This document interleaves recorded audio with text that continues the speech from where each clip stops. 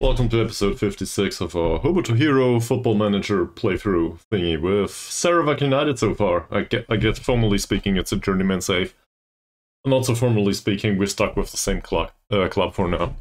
And this is, I think, season 3 or 4? I should know. Let's have a look. I have no idea. How long are we stuck here? Well, that's not correct. That's the current contract. There should be a history somewhere. Where is it? My history. Job history. There we go. So we started in 2023. Yeah. Obviously. Because, you know, it's FM24. So we got promoted to the Liga Super Malaysia. And then we managed to remain in the league for one season so far. And the season just started, the next one. So now we're hoping to remain in the league again. That said, we do not have any qualified staff here. In fact, there is nobody because I fired everyone, and all of a sudden the board allows us to pay 50 euros a week for them. So for some absurd reason, nobody wants to work basically for free, which means we don't have any staff. That's the reality of it. Also, prior to the start of the stream, I revamped the mentoring, just so you're aware. So let's go through these. The names might not be 100% appropriate, but I don't want to redo it all over again. So the central defenders here, they are all really bad at passing. Like 5 points maximum bad. As a result, I think Mahazir's trait is appropriate for all of them. These are all central defenders. I do not care much about their personalities, and there will be an effect from for each and every one of those. So chances are they will learn how to play short, simple passes, and the rest of it I don't care about. This group is considered to be a professional group. Well, you have a problem? What kind of problem? I have some roaring machines outside the window. It's 9:30 here. That's weird.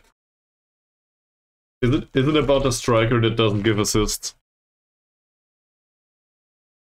It is, isn't it, Meat? Be honest, it is.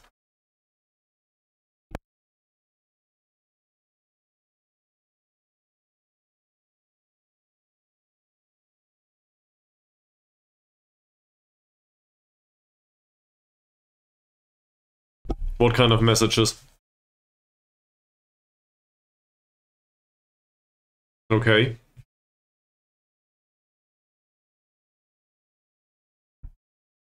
What do they want?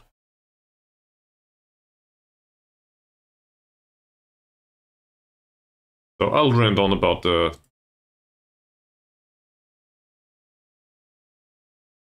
And you don't have enough slots. Yeah, that is a really horrible problem. That's not a good situation to be in. I guess I know that situation. So, basically, you do not agree with the league rules anymore? Well, might be the right point to get out of there. Ooh. Oh, okay. Okay.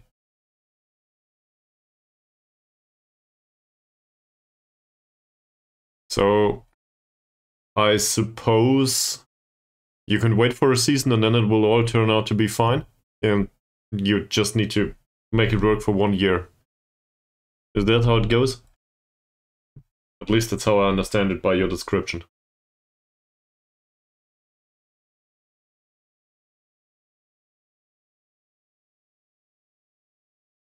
I see.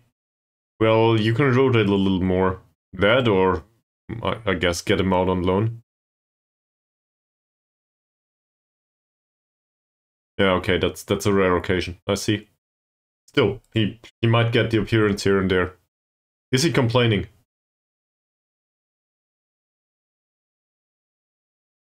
Okay. Well, in that case, probably loan him out. Let him let's give him some playing time. You obviously don't need him. Oh.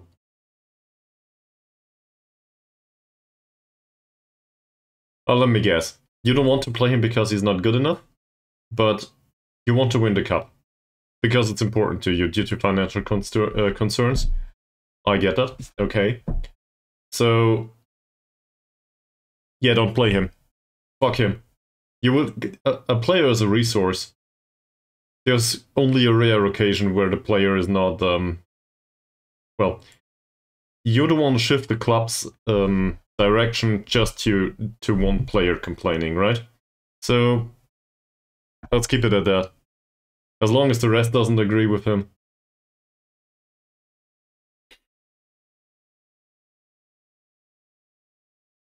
Also, in case you made it that far later on YouTube, why have you not subscribed yet? Anyway.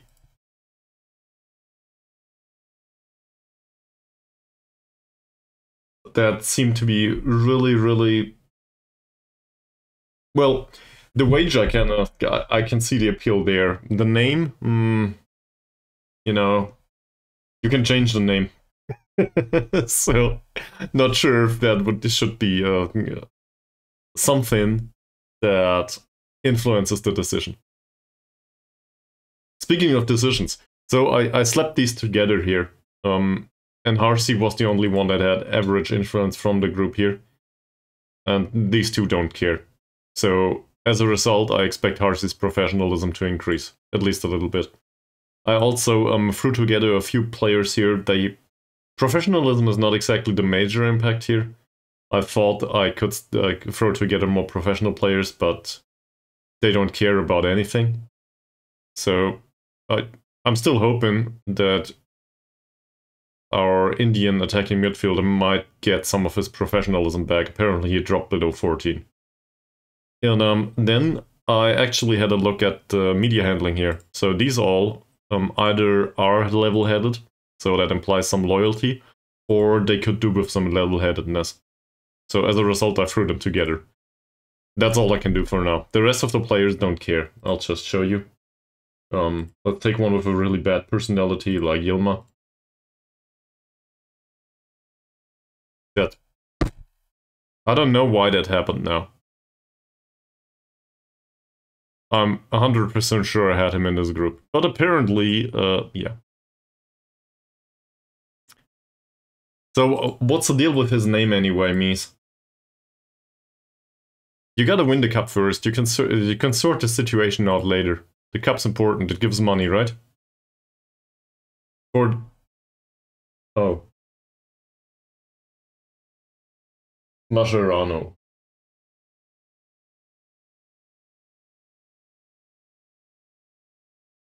He's injured.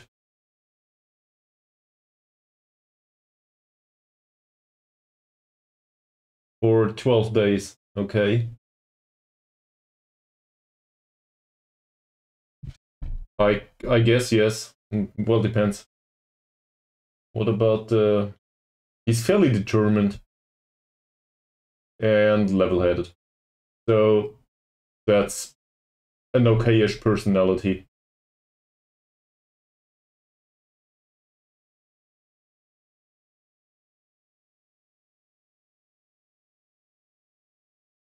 So why does he not play? I guess that's the number one question that comes to mind. What's the problem with him? And we will do training schedules, by the way. Here. Just so you're aware. This is number one to be done now. So, yeah, that'll be interesting. Because we gotta revamp the schedule for no physio stuff.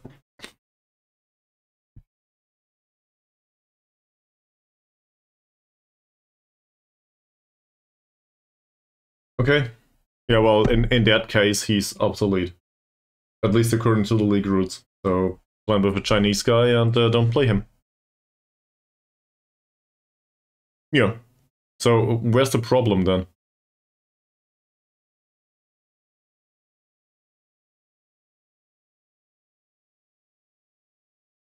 By the way, let me throw in a break here immediately.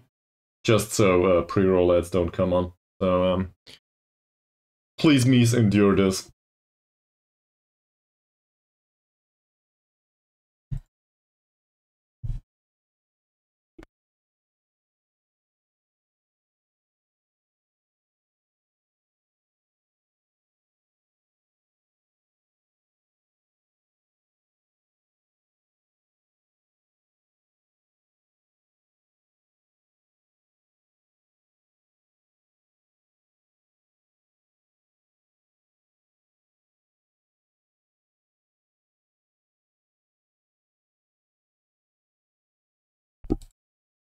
But isn't that a good thing? Finding too many foreigners?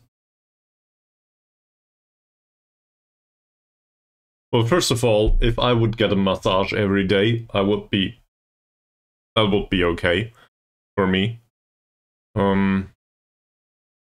Trialing everyone depends. I think trialing everyone is a way to get information about players, but I really hate it due to the fact that Football Manager is not optimized that way. It pollutes the shortlists and, you know, the squad planner and all that stuff. I really hate it. In fact, I also want to use the shortlist in a similar manner to actually contain players that I'm interested in. So, yeah.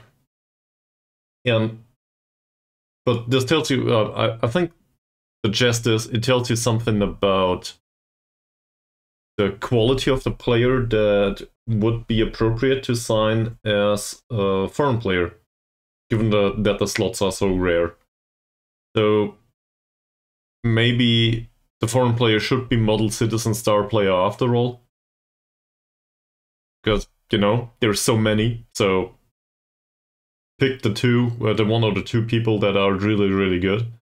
And I guess here who's talking, but yeah. So I will copy the schedule and do one that does not include a physio.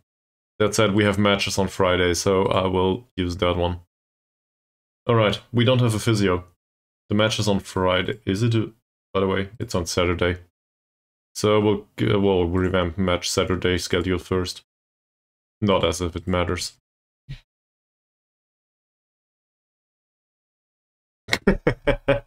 So your problem is that you have too many options. That's a problem that most people would want to be in, I think.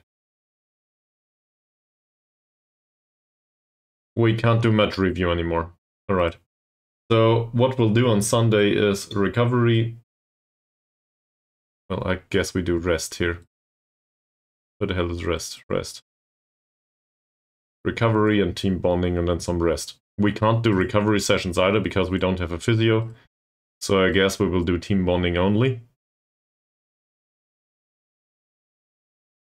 What does this do to the squad? Condition is greatly reduced. Increased fatigue is greatly reduced. Sharpness is greatly reduced, sadly, and happiness is greatly increased. That's great. So, what else? I think I will just do a new one. Really? Can I do a new one, please? Thanks.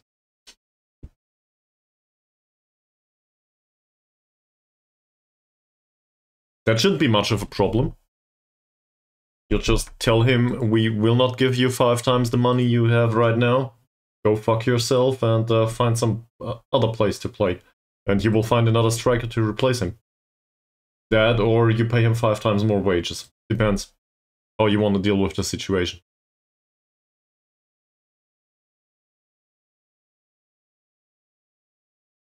So, with the training schedule, I have a slight problem due to having no physio and no analyst whatsoever. So, that's really annoying, and I think it will not change throughout the season.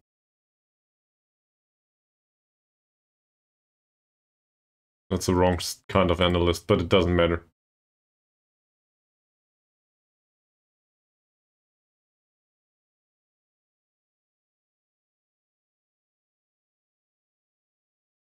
Or defending coaching is the worst.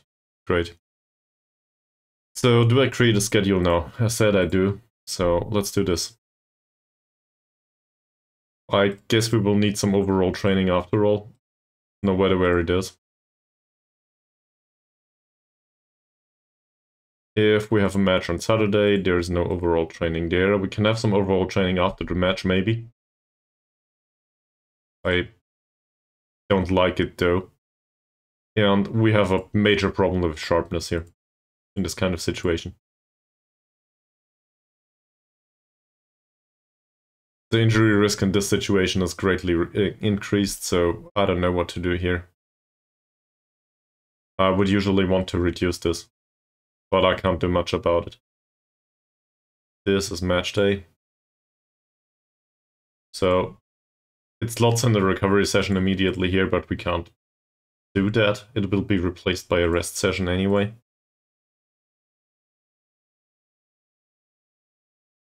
And here maybe we can do something that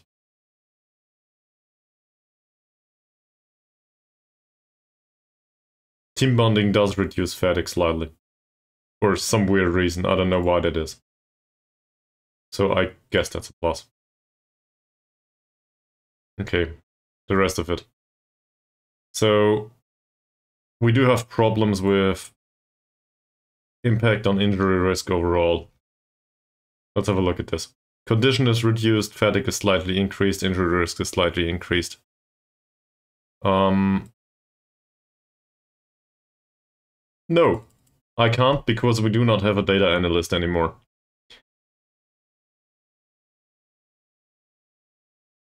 So, no, I can't. Also, welcome back to the stream, Ronald, and thanks for not throwing a pipe at me this time. I guess I appreciate it. I'm not sure if I should.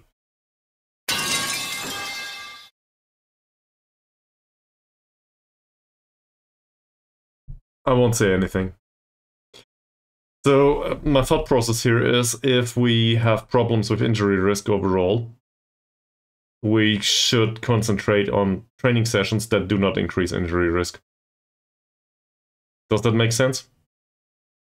We are basically stuck to the match practice sessions though, because we need the increase in sharpness. So the extra session is basically blocked. We need him to regenerate somehow. And well, it reduces sharpness obviously, so that's bad. Also team cohesion, so that's bad too. But it's not like we can change much about it. Community outreach does change the condition only slightly in a negative way. Let's have a look. Is there anything that doesn't change condition? Well, no problem, so Choher DT will have it and that's it. These all only impact condition slightly. Same as all of the technical sessions. All of this defending stuff. So this all is less of a problem, I guess. Also match tactics.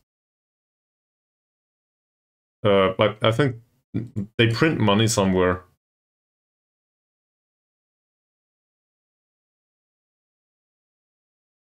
But looking at this, outfield training does increase injury risk slightly. And the condition is slightly reduced in all of these sessions. But these specific sessions, these have an impact on injury risk. As do these. As does the technical stuff. The tactical stuff doesn't. So the shadow play things do not have an increase of injury risk alongside it. Well, for the goalkeepers, slightly. So I guess that's a positive.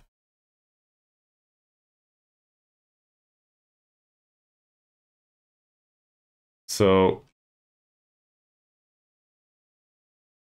condition is reduced way too much here. This will be a really weird training schedule. That I can tell you for sure. We will have them do attacking shadow play here and defensive shadow play here. Just because I do not have any other ideas. So the day still greatly increases injury risk. That's bad. How about we do it over here?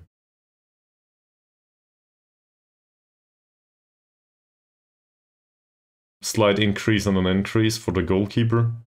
Condition is only slightly reduced. Sharpness is greatly reduced still, and happiness is increased. Great. What can we do here?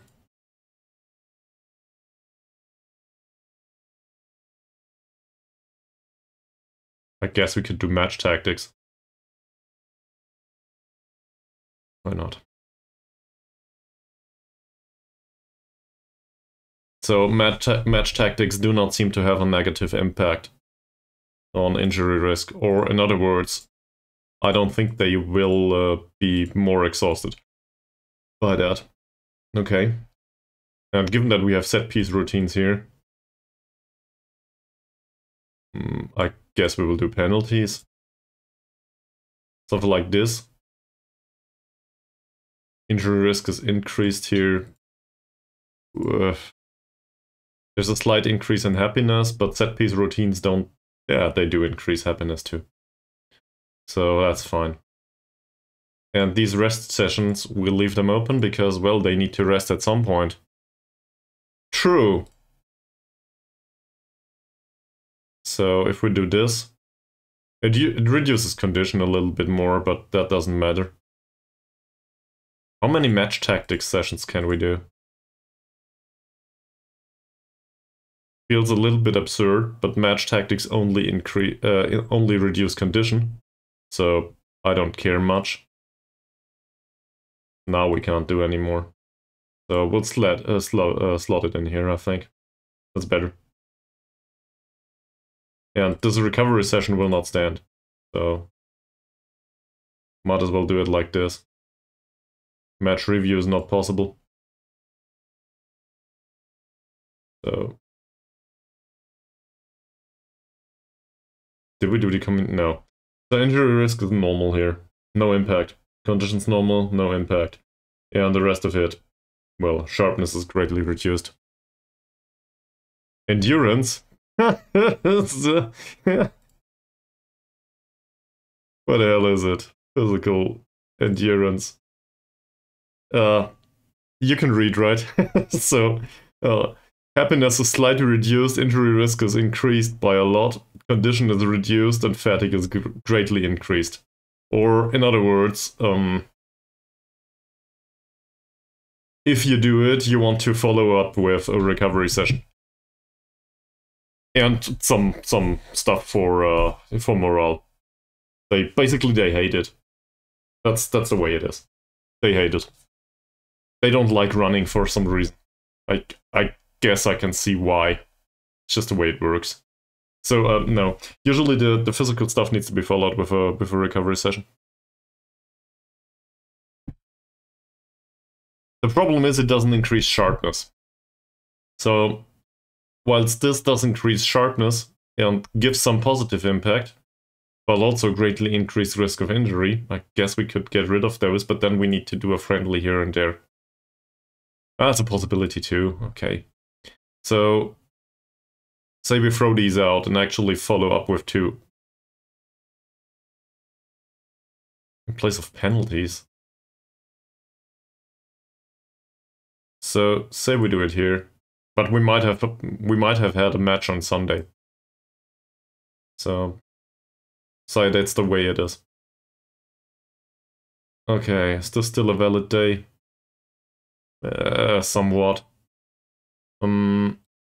So we throw out the penalties because we don't care about the penalties. We put in, well,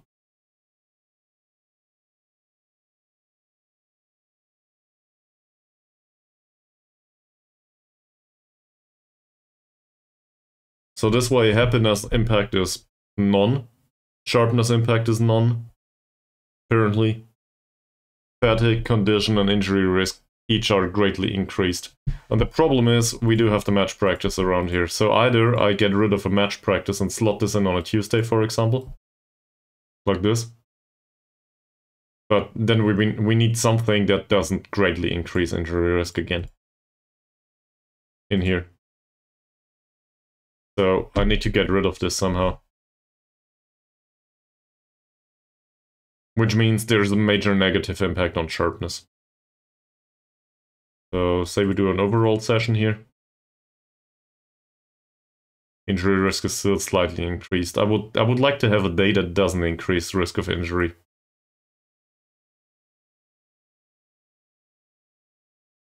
Yeah, but this is for the match in this week is on Saturday, not necessarily the match in the week prior to that. The week prior to that might contain a match on Sunday, right? So, you know, I can't really control if there's a match on Sunday in the week prior to this. Obviously, I can change the schedule later, but in case I forget, I want this to, you know, not have a major impact on injury risk, and apparently this does too. So say we don't do an overall session here, let's do tactical. That still doesn't impact it. Well, it does have an impact on it. So we do penalties here. Doesn't matter. All right. I am. I do create templates. But I can't do an overlapping template for 2 weeks. I do a template for 1 week each. So I cannot guarantee that the next match might be on Friday, Saturday, or Sunday here. And the match prior to that might be on Friday, Saturday, or Sunday. Given that the week ends on Sunday, well, I don't control the week prior to this schedule. Well, I do, but with another schedule, right? And if the match ends on Sunday, I cannot really control it from that template. So, as a result, I need to be sure that, or I should make sure that Monday is not the hardest day of the week. Let's put it that way. Alright, so this increases injury risk slightly. I can live with that. This is a horrible day. But I can't do recovery. The only thing I could do is rest. But that would have a major negative impact. Let's try. So if I slot in a rest session here, injury risk is still greatly increased due to the match practice. Condition does go up a little bit because they get some sleep. Fatigue is greatly reduced because, well, they get some sleep. Sharpness is still greatly reduced, so I might as well forget about it. You know what? Forget about the match practice. Yeah, your scouts suck, as do mine. So if we do it like this, there's a slight increase, tactics will be alright, the overall sessions in general should work. This is a hard day in that case. So we throw these over here. We should probably do it like this and do the routines over here. That's better.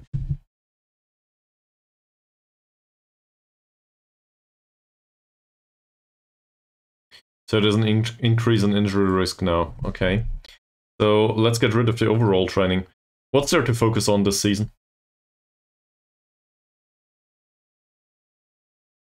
Defending?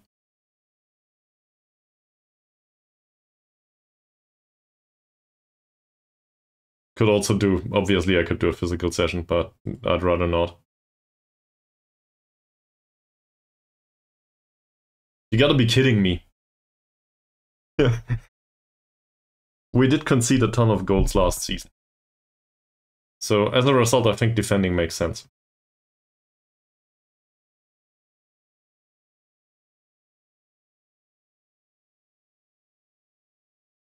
That's alright.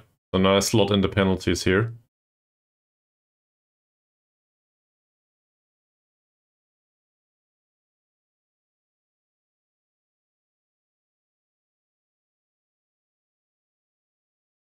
And we do have the endurance training 1 day after. Why is there endurance training in here?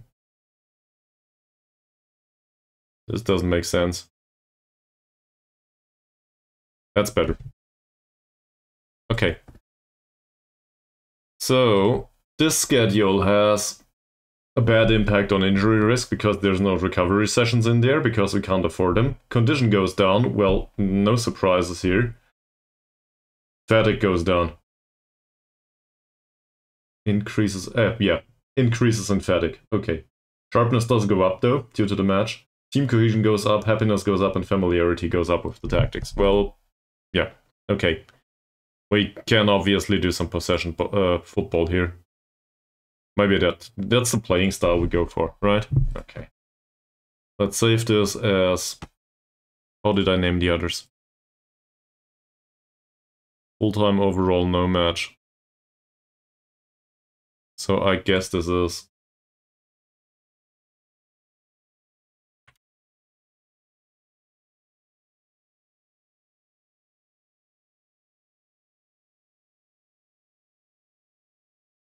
Full-time, no staff match Friday. Congratulations. And now we shift these 2 days. Cool. Can't do that.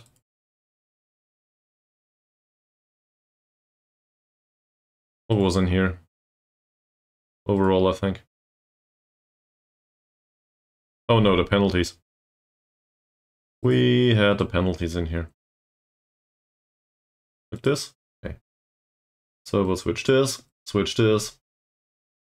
That's not a really intense session. Full time, no staff. Match Friday.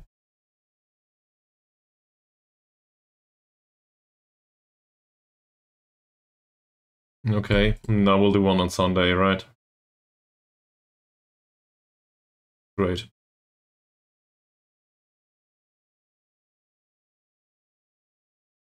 I guess this still makes sense given that we do a match next day.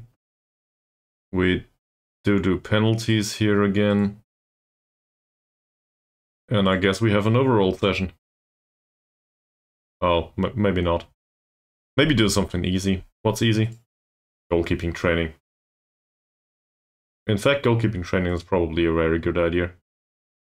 So, the injury risk is very much increased for the goalkeepers, but the rest won't care. I don't know.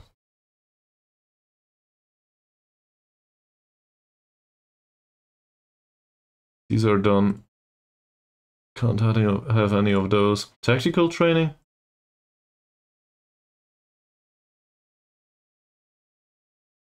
Apparently that's still a great increase. Oh, that's due to the penalty training, isn't it?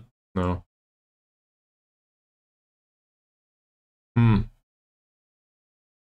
We'll keep it like this. Whatever. I'll see soon enough. So we will save this as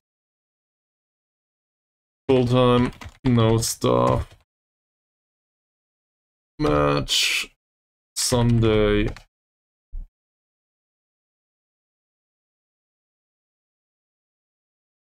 Put team bond in. What's Akin? Oh, we could switch that. Like this? Yeah, but it makes sense. This should reduce injury risk on that day. So there's some sense to this. And then we have some slight injury risk here, but yeah. So matches on Sunday. Alright, we do not need a schedule for... I guess we can do one too. In case there's no match. Well, if there's no match, we do some overall training here. And some... I don't know.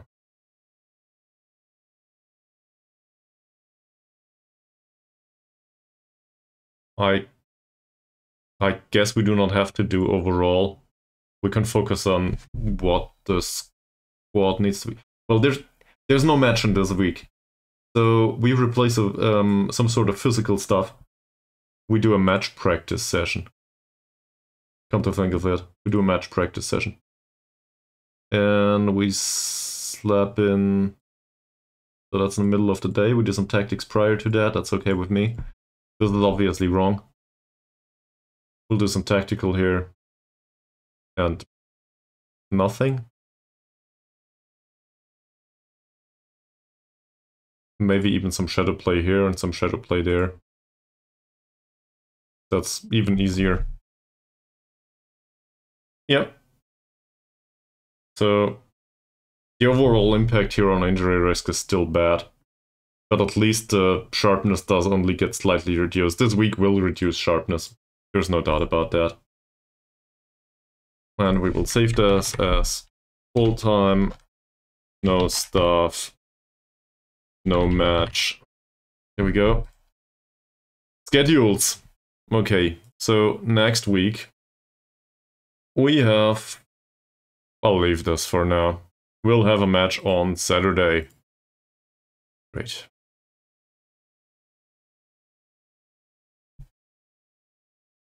I named it Friday twice. Which one is it?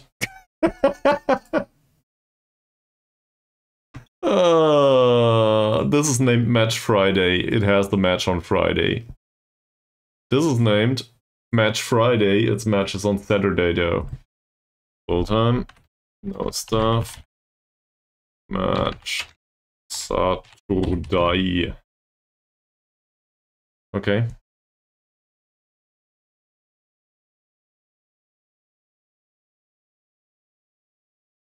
So that was this one. That can go away. We can't drag and drop obviously because that would be too easy. So we'll have to live with the order. Matches on Saturday. Okay. Great, great. Now I'll get some water and a glass of Coke, and you get an ad break. BRB.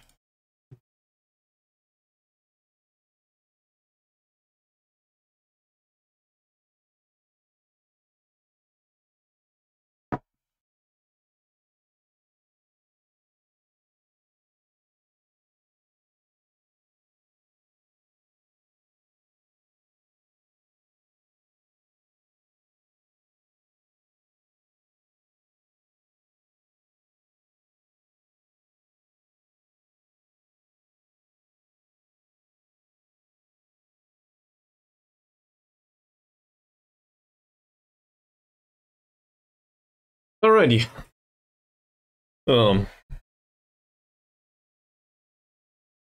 Speaking of ad breaks, by the way, I had a look today. So, I don't know if I ever told you, but me personally, I do not own a TV. And I rarely watch TV. Like, I might watch TV, I don't know, an hour a month or something. So, really rare occasion. I also don't watch, you know, ads on TV. I'm a streaming guy. You probably could tell at this point. So I had a look. What's the average ad time per hour in TV? Don't Google. Guess. I dare you to guess. What's the average ad time per hour on TV? It's obviously different depending on where you come from, so yeah. But in case you want to, please put a value in chat. There's no wrong answers here, it's just a guess. So, how many minutes on average is there an ad break on TV? Welcome back, Didgeridoo.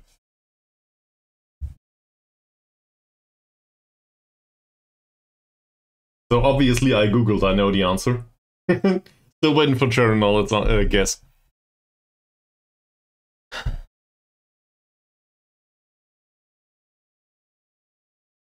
That is a match to be scouted for us. We play them next.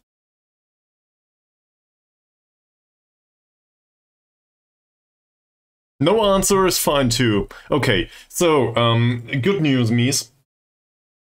Given that we are from Germany, you and me, ad time in Germany is limited to a maximum of 12 minutes per hour on TV.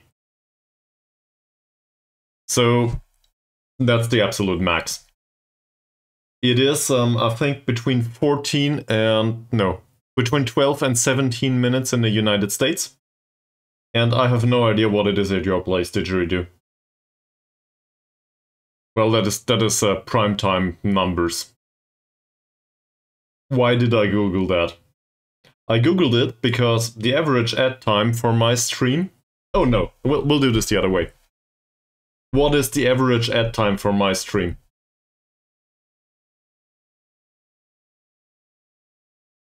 I want you to guess again.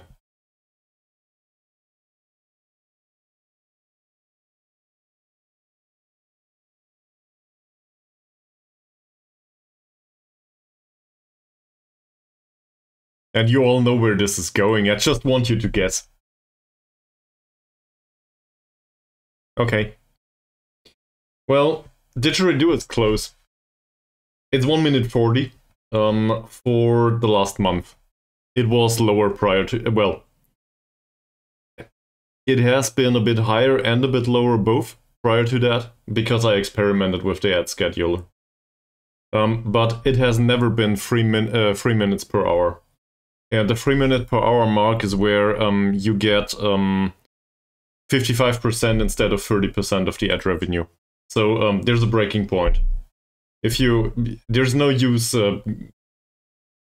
Yes, that's because I use the 30-second ones only. So the ad schedule is on here. I don't want to rant on about this too much, but it's on. It forces me to play an ad, I think 1.5 minutes per hour right now. So 1 minute 30. It forces me to do that. That said, I regularly try to do an ad prior to a match or immediately after a match, because then it's the least obstructive, if that makes sense. Also, obviously, if I don't know, take a piss or something. So that's just a natural way to do it, right? And then they get pushed further away. So I'm fine with this somewhat. That said, I have no idea how to include 3 minutes. But if I were to include 3 minutes, it would basically double the income of the stream. So there's an incentive there. Like, that's not entirely true. 30% to 55% is not double, but you get the gist. And I have no idea how to do that, so that it's not obstructive to you. So I googled what's the average ad time on TV, and I was really surprised. Because I thought it would be like, I don't know, 3 or 4 minutes. And basically this would turn the stream into a TV. From that perspective, but it doesn't. So I don't know what to think about it now. And just to put it out there again, me personally, I despise ads. I don't want to watch them. So maybe I'm way too sensitive about this, about all of this stuff. The good part is, Football Manager learned how to reschedule this according to whatever it is, despite the match not being on Friday. I really like this. Yeah, so anyway, it's 1 minute 40. So means it's not 2 to 3 minutes. But if I ever make it to 3 minutes, at least I can buy those LED lights after the cupboard. Yeah, not after. Behind the cupboard here from that money at some point. By the way, did you notice? I colored it in red. I installed these today. Can make it blue for you if you want. Yeah, generally speaking, I would very much suggest to everyone watching the stream to install uBlock Origins. That said, uBlock Origins does not block stuff on Twitch. So, you know, just use it as a browser plugin. The internet is wide afterwards. It's really good. And last time I was forced to browse the internet without it, I was like, oh, holy shit, don't do that. There's pop-ups all over the place. Everything's colorful. What's the website here and what's content? And what's obstruction of content? So that's really bad. I also had a look at how other streamers do it. And I think once you make it to a decent size as a streamer, you don't care about this stuff anymore. You just run a 30-second ad every 8 minutes. You don't care about your own content because basically the gist is, might as well subscribe, then you don't get any ads. And I don't want to be that person. I feel like that's not fair towards my own viewership. So, yeah. Also, this is not me disclosing anything other than I tend to think about that way too much. Oh, he has a face now. That's true. Also, we should offer him a... No, I will not. He's out on loan, luckily. Did he play for them? He did. Great. Zakaria is a star player, it says. Well, don't you say. Shall we try to give him a new contract? We don't have any money. We'll keep it like this. We'll wait until he comes along and says, I'm a star player, I want 400 euros a week, and then we'll give him 400 euros a week because we don't have him. But still, for Zakaria, I would probably do it. So, did I forget anything that needs to be done? And by the way, feel free to share your opinion on all of the ad stuff, preferably on the Discord. So I have a point of reference later on. Because I honestly don't know how to deal with this.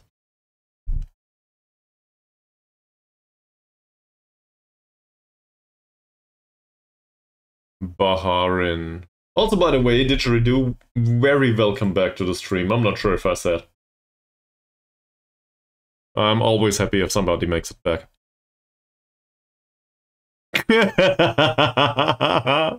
As am I. But it will be easier this time. So, somebody, a random person, somebody that will not be mentioned by name, maybe, told me that there's an arrow icon down here. I can click it. That helps with match rules. Great. Let me read this. Yeah.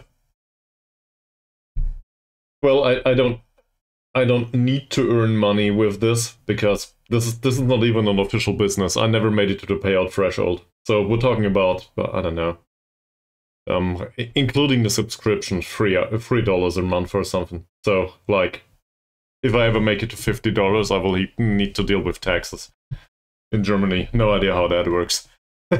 It will probably force me to throw it out for registration of a separate business, and then I will be back to zero in the negatives again. Aldi makes you highly aggressive. So, good news for you. These things, which I am not affiliated with either, the LED strips, they cost 10 euros, 3-meter strip, and I bought them at Aldi. So this is why you get the ads. That's it. I just bought them because they're cheap. Well, yeah. Well, Didgeridoo, I think it comes with basically with scaling. Once let's say you make it to 100 viewers repeatedly, at this point, at least there's something tangible there. Right?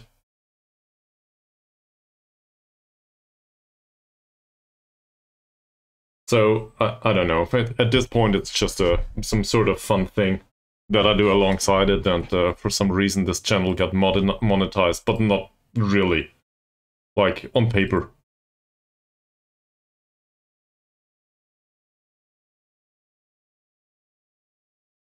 I was.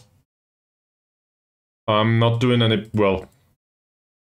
Depends on how you define it. So first of all, I would say there's a difference between a programmer and a software developer. And second of all, it really depends. I'm not out of the industry. I'm still in IT, but I don't do any development work anymore. But I was a software developer on a classic LAMP stack for about 5 years.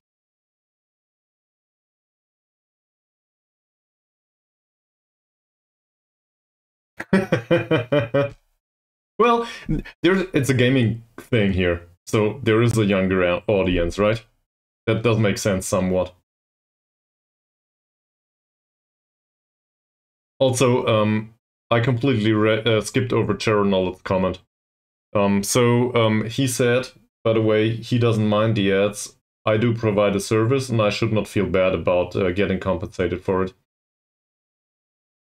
That is very kind, I would say. I would say. It is. Because most people assume that you can get something for free all the time. And, well, I think I'm guilty of that myself. There's no doubt about that. I also enjoy free stuff because, well, I play too many RPGs. Take everything, give nothing back. So I can certainly see. But then again, this comes from a position of not having anything. So maybe that there's a change to that throughout life. Also, Malik trains well. Good job, sir. So, we will actually deal with the individual training. I know. You wanted to see this, right? So, Zakaria trains really well. As a result, he will probably play. Can we do this from here, by the way? Of course not. That would be way too easy. So, Zakaria plays. In theory. Well, I just disclosed I do shopping at Aldi. Please don't visit random Aldis in Nuremberg to meet me. Might as well drop me a message.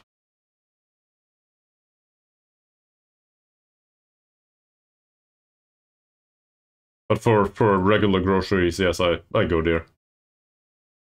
There's alternatives around here, and you can easily play. You can easily pay like 4 times what you pay at Aldi. In other grocery stores around here. We can talk about if there's an increase in quality until the cows come home, but I don't think it will be worth the effort. With a lead pipe. you realize in Germany, everything that is could be considered a weapon, at least people will give you the stink eye. It's not like, this is not the United States. You cannot run around with an assault rifle on the street here. Okay? People might notice. They might call the cops if you run around with a pipe in Aldi. Hello, I am in Aldi. Please visit me. Spoiler alert, I think there's more than one Aldi in Nuremberg. So, it will be... Yeah. What's this here in your pants? Are you so excited to see me? No. This is a lead pipe. Oh, okay. Oh, man. So we still have the problem with foreign player rules. Okay. We did praise some of the training, but I forgot who trains well. I should probably have a look. Given the match is 1 or 2 days out. Badrul Hisham. Okay. Badrul Hisham, Chinese goalkeeper, Parsi. Badrul Hisham.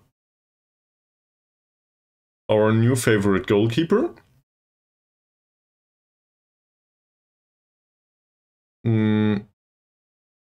So, first of all, he's Ukrainian. And that's the best time ever.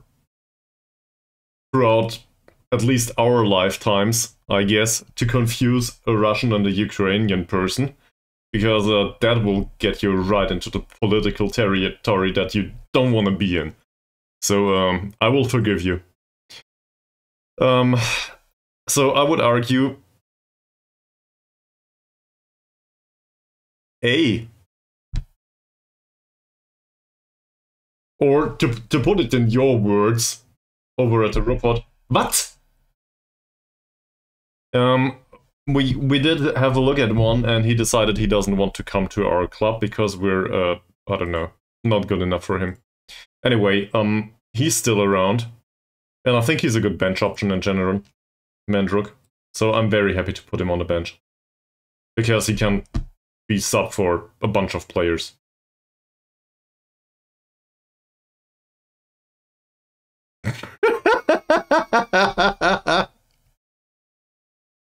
It's so bad to laugh about this. There's some serious stuff going on over there, guys.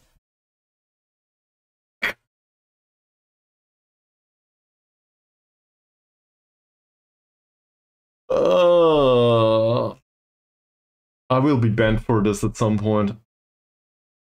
So, just to put it out there, any aggression is not okay. On a personal level, and also not one country invading another. I feel obliged to say this. It should be, you know, common sense, but I'm still going there. Because, you know, somebody else might not get it.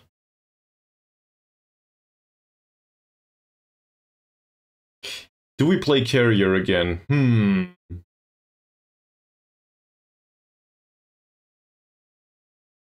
I think there was no issue with carrier as well as Fakrula last match, so we might as well. Zakaria is way better than the youngster that we played last time.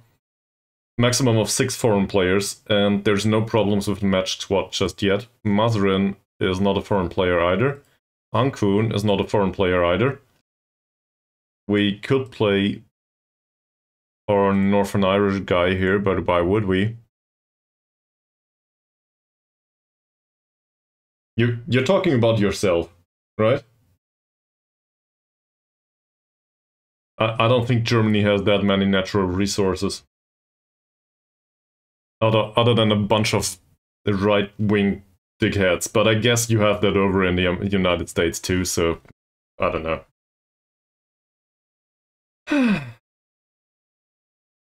At least we didn't make ours president just yet. It's been a while since we did that. Okay. I shouldn't talk politics on stream. So there's either Baru or Da Costa Lima. Now we're getting into the fun territory. So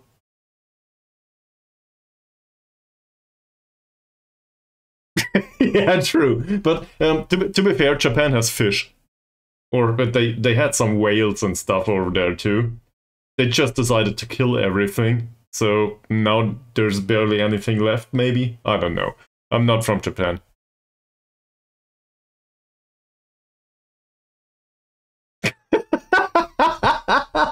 But if Wales is a rock, Japan is even more of like a rock, isn't it? At least that's what I'm told. Isn't Japan like 50% mountains or something at least?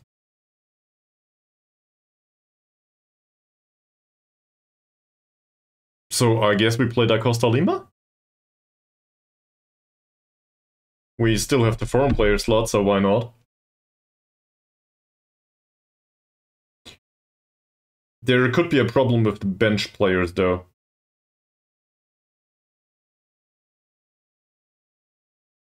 The bench players impact us too. That's the biggest concern.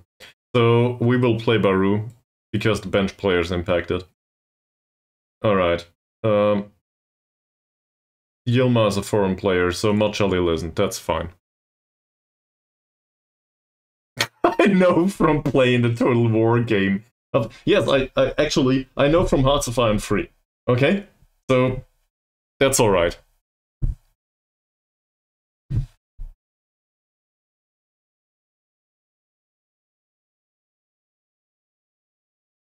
I see. Yeah, I see. I can put him in the starting 11, but then the bench would consist of no foreign players whatsoever. Also, Baru's skill level is slightly higher than Da Costa Lima's, I think. Slightly higher. He has a problem, apparently, with the eyes. Let's get him some glasses or something, but otherwise he's okay.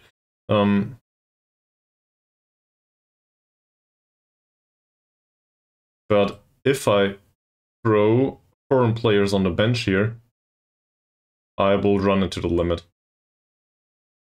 There's a maximum of 5 foreign, and now that I cannot put anyone else in here. So McMenemy doesn't find a spot on the bench anymore. We can skip Yilma though, because Mendrog is around and Mendrog can do the right defender if it comes to it. So that's okay. Central defender, I guess. Where is he? Mazir should be Malaysian. Ahmad can come along, yes, that's a central defender too, who can play right back, so I guess we bring him with us. Da Costa Lima needs to remain at home. This person, Ahmad, is from Brunei, so he doesn't violate the rules because he's Asian, I guess. So that's okay.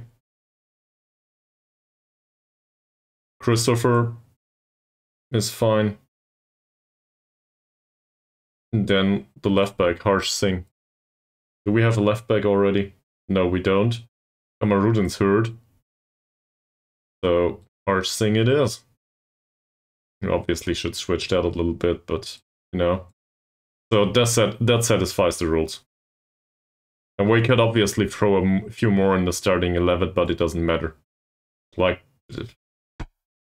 I don't know, say we want to have Guti instead of Baru here, that would be okay. But we don't want that, do we?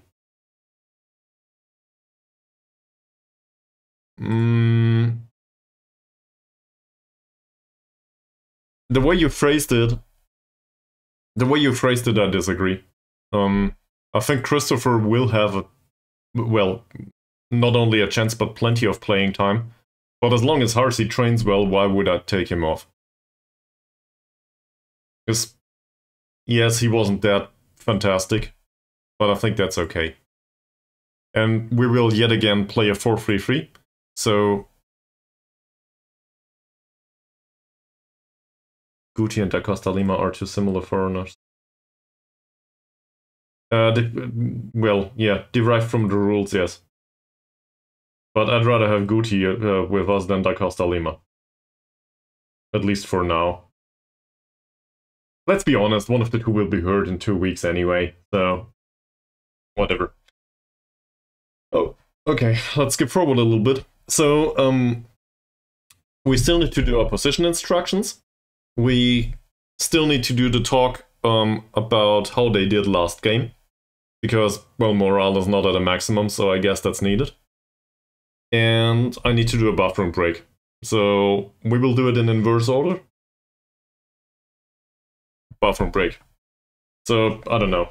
Take 1 minute of a walk or something. Gabby?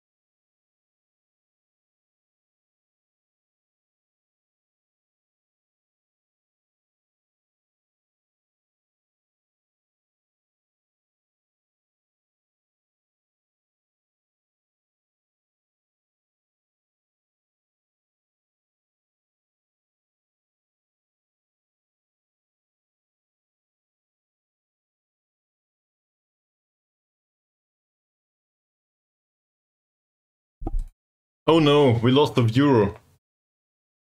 Who's gone? Who did we lose? That's not fair. Okay, Choo Choo wants to be Chief Scout. No, Choo Choo. You are a scout and we will not pay you. Alright. That's probably a mindset problem. My problem. So we will skip through the squad and see how did they do last match. Alright. Chinsyu Sum. No, it's delayed. Like, the viewer count, it is, I think it is correct, but it is delayed by like 30 seconds. So, and it's very much a common thing for people to go away once there's an ad break. They just go away and watch something else. That's alright. If you are not interested in the content specifically of that streamer, but just in some random Football Manager stuff, and you skip through streams just like somebody on TV, is it zapping through channels, you know? In that case, obviously, once there's an ad break, you go away. So that makes sense. But on the other hand, I need to include them to get the pre-roll ads off, so same old story. That's also where the 3 minutes per hour mark comes from. Once you surpass that, pre-roll ads are off on a permanent basis. Okay, we will praise him for his performance. He made 3 saves, he had perfect passing. Well, his passing was with the hand rolling the ball out, but anyway, this is all fine. Good job, sir. Good job. Christopher did play, apparently, against Kelantan. He came on in minute 70. He didn't create any chances, but his tackling was good, so we will praise his 100% tackling. He'll agree, and then we will criticize the lack of chances created, because that was not okay. There we go. Da Costa Lima didn't make an appearance. This is the star thing, and the smiley and the heart icon and the rocket is definitely not like me, so I will keep this. Until, well, the rocket is like me, I guess. I made a sticker for that, so I'm not one of the To The Moon crowd regularly though. Well, 13 out of 14 passes, that's alright. He didn't really influence the match in a positive manner though, so we will criticize the lack of chances created here. He's a midfielder. He accepts. Good stuff, Diego. Also, we'll still praise his passing, right? He returned from injury, so that's okay. Elbuk Chuckstill. He had a few chances, but I think we will praise the passing here. I'm not sure if I can do that on a striker. 38 out of 40 is great though. And on a 7.0 rating, so he did create some. He didn't put them in the back of the net. Then again, I would argue criticizing his finishing here, it's a bit hard. Harsh. Harsh is the word, right? So it's a bit harsh. Don't want to do that. Also, we can praise his conduct here. I should probably do that on the other ones too. Fakrula, 7.0 rating last match. 6 out of 9 headers is 2/3. That's not that impressive. 85 out of... I guess that's good. 85 out of 96 passes. For a defender at least. I do not think we can praise his passing though. What we can praise is his general defensive play maybe. But 1 interception is not that impressive either. We can go with the passing. Passing's alright. Conduct is also perfect. He didn't get a yellow card, so we will do that. Next. Guti. Made it on the pitch. Didn't create any chances. It's his job, so we'll criticize this. He accepts. 7 out of 8 passes is alright, but we will go with 1 out of 1 tackles. Given that he counts as a midfielder here. Perfect. Conduct. No yellow cards. I'm okay with this. RC. 6.6 rating last time. He didn't really create a chance, so that's easy criticism. He did have 1 successful tackle and he tried once, so that counts as 100%, and he will accept this accordingly.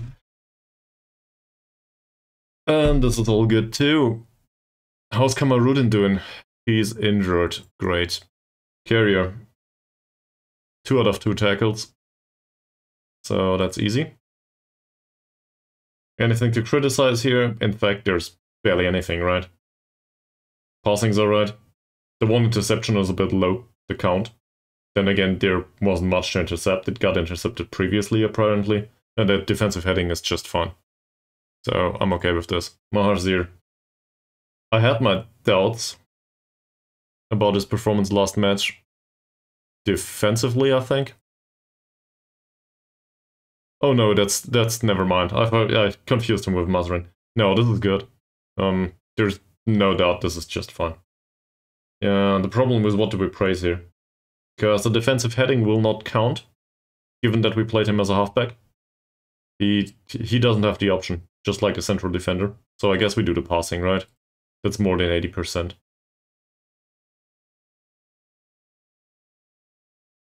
Does he count as a midfielder in this situation? I think he does. Yeah, he does. Great. So we can always criticize the lack of chances created here. This is good. Also, same here. No yellow card, so we praise the conduct. This is alright. He will start to complain at some point, but not right now. 3 out of 3 tackles last match. So that's perfect. I'm not so happy with the lack of chances created on Masterin, and I also, I remember this from yesterday. Where is it? No creativity. I also think he was responsible for some of the chances created by the opponent. His defensive, well, the tackling was good, but he didn't intercept a single ball, and he lost his man repeatedly. So, in a way, I'm not happy with his performance, but he won't accept it due to the stats. Megamenomy didn't play. Mandrok didn't play. Mochalil didn't play. Singh didn't play. Yilma didn't play. Zakaria was suspended. Faisal Ahmad came on in minute 90. No use talking about this. He had one header and he lost that one. I remember he also missed an interception. So that was really bad by him. Luckily, I think Mazarin saved the day, otherwise we would have conceded. So that was really close. 44 out of 45. That is really, really, really good passing. Considering he played as a box-to-box midfielder last time out, that was the first time he did that. I'm happy with this, in general. I think we will go with the lack of chances created here, though. He'll get there. I honestly think he'll get there. And giving him playing time is always a positive. There's so many youngsters in the squad now that are like 18 years old or something around that. Ankun, I think we've been here. Or not. So he did have one key pass, but no other chances created. So I think that's easy criticism. Is there anything that was on the positive side? The passing, that's a ratio close to 90%.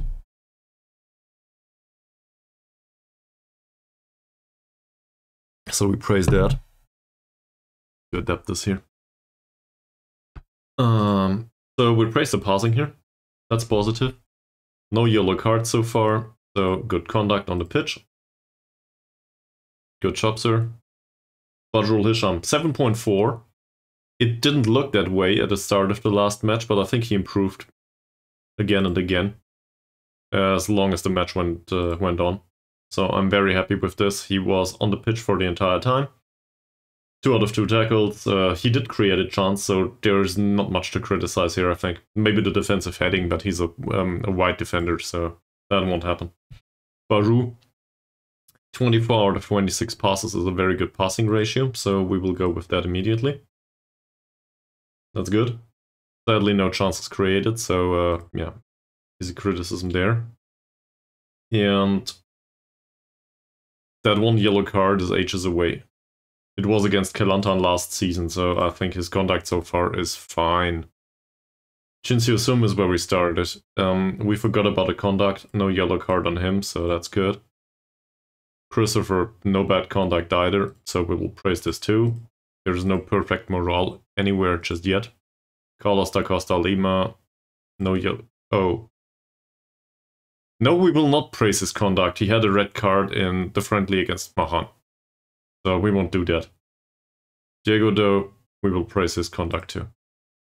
And then I think we'll get there. Elbrook Chucksdale. There we started praising conducts. So much for morale management. That improved it quite a bit. Will this help in the match? What do I know? So also this training is probably very bad for us. That's still preseason stuff. I should change this immediately. So how did they say? Least I forget?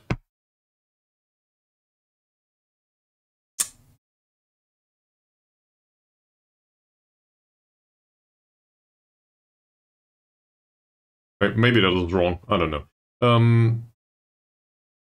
So this all is fine. This all is fine. Hopefully we will get some physios at some point, or at least one. There's no match in here, so we will do it like this, but there will probably be a cup match somewhere around here. And there's Kelantan United FC again? The schedule is so weird. So we will play Kelantan again in a month. Okay. Okay. But at least then we are done with Kelantan for the season. Or so I think. So Sri Pahang FC is a heavy hitter, as far as I'm aware. If you have any ideas or any comments, maybe we want to go defensive low block instead. But I think we will start balanced as always this season, I might add. I'm usually not a proponent to for playing balanced football.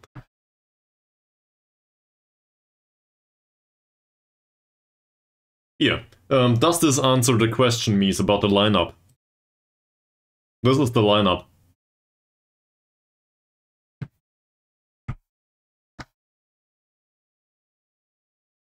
Alright, this is the lineup. Tactical meeting. We do not have an assistant manager, so advice is rather scarce. We could bring on Mendruk or Mod Jalil, but I do not want to do this.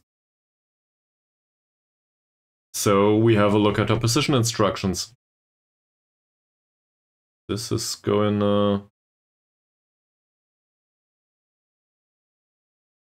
Got a Kelantan match? Can I still do this? Yeah.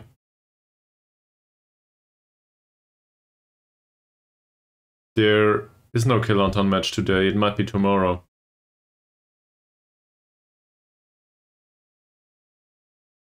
Why Kelantan though? I'm a little bit confused. We will play Selangor, Sembilan and Terengganu later. So Selangor is not in here. I guess we do Sembilan. We have one scout. Maybe these two. Selangor is here. And I don't know. We do Kelantan for good measure. Okay? So now we scout too much. But, well, scouting within the league is fine.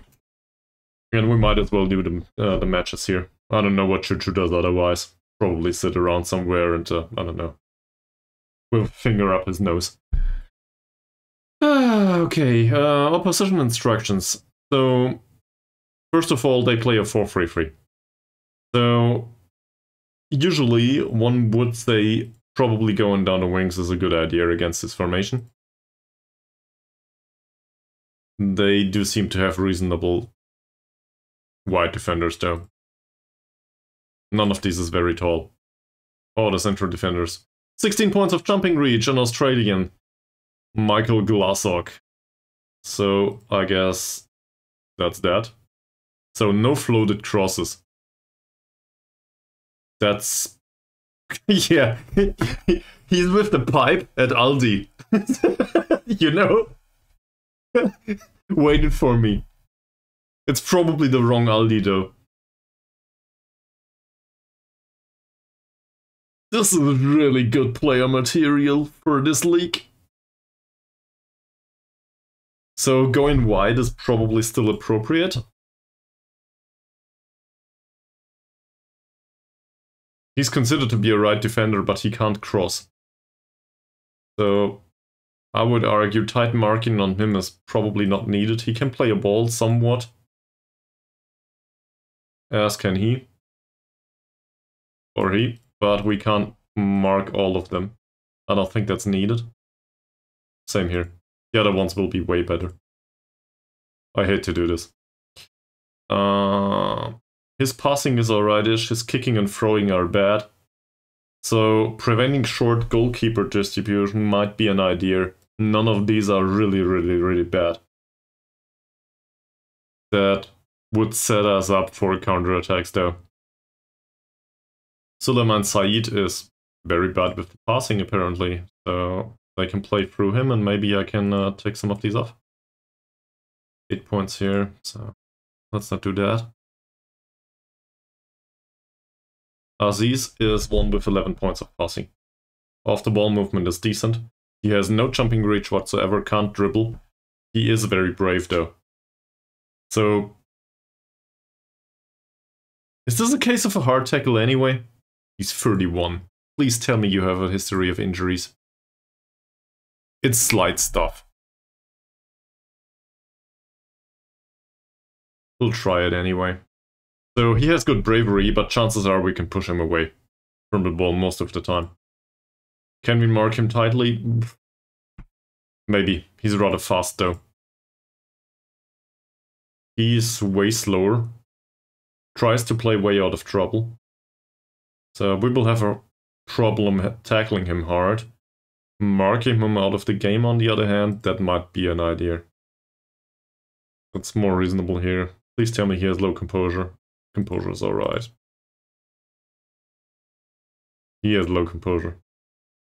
So I don't know what to do about him. Mark him tightly anyway? He's the one with good vision. He also has good vision. They are both somewhat dangerous. This is their attacking midfield on the right, currently. Good player, good crossing, fast. Show him to the left and hope. So if we let him cross, there will be somebody in the middle of the pitch or at the far post. So we close him down and show him to the inside. This one, right-footed. Crossing's worse than his passing, so we close him down and we show him to the outside. I would like to mark both of them out of the game, but that will not happen. And then we have a 35-year-old librarian, Kappa Sherman. I hope I did not mispronounce that. Plays with back to the goal, gets crowd going, likes the ball played into the feet. Good off the ball movement. Physicals are somewhat lackluster. Bravery is lowish. Strength is still 9. Dribbling is still 9. We'll go with normal tackles here, explicitly. And to be honest, he's 1 year too young for my taste. Sadly. He's still good. I would still try to play him if I had him. Despite the physicals. And this will be an everlasting decline from here, but for this match it doesn't matter. He's good enough. Maybe he has a history of injuries. Or not. Well, there's small-scale stuff. And he was out for 8 days with a moderate severity flu. Whatever that is. So, did any of them have a really weak foot? These two don't, but we showed them to the weaker foot anyway. He's left-footed only, so let's show him to the right. That's important. We can also not funnel the play into a specific area, I think. Because both of them are right-footed. So, say we would want to funnel play somewhere. Where would that be and why? Do any of you have any idea? I'm specifically talking about this instruction. Where do we press them? Press them inside, trap them on the inside or trap them on the outside? We can maybe have a look at our own players. So, where's the turnover most likely? Diego's not a good tackler. Neither is Ankun. Zakaria is. Mazurin's tolerable. Badrul Hisham's fine. Bakrula is okay-ish and Carrier is rather good actually with the tackling. I wouldn't have known. So that doesn't really say funnel it somewhere, does it? We could argue that we need to trap them on the inside. Because there's more manpower here. So basically, congest the pitch in the middle, and hopefully somebody will force the turnover. Do they close down a lot?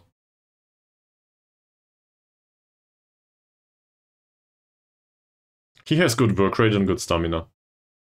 All of a sudden, a specific instruction appeared. So we want him to press more, right? We also, come to think of it, we can also put some additional instructions in here.